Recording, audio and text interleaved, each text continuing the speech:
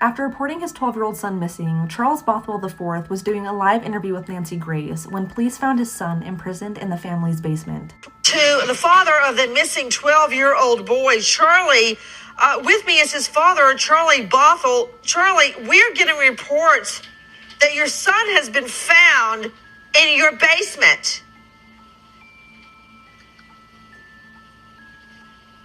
Sir? Mr. Bothwell, are you? What?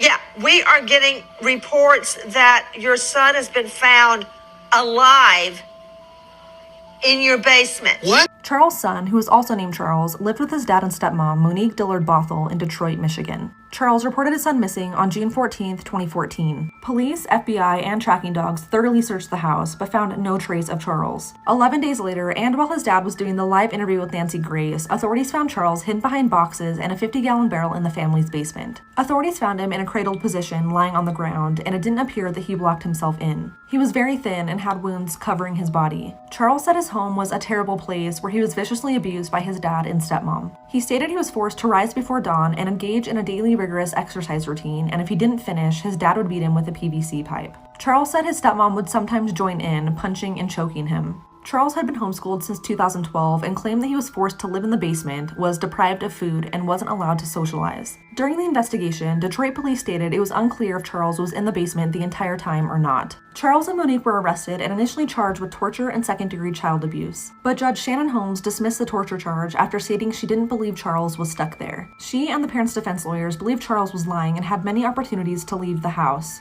This was in part due to a tunnel in the basement connecting to an outside door. But they claimed he simply just ran away because he didn't like his home. In 2016, Charles pleaded guilty to fourth-degree child abuse after accepting a plea deal. After admitting to beating his son with a PVC pipe, he was sentenced to 18 months probation and mandatory anger management classes. He lost custody of Charles and was ordered to have no further contact with him. Monique also accepted a plea deal, and it was reported that her record would be cleared after 6 months if she stayed out of legal trouble.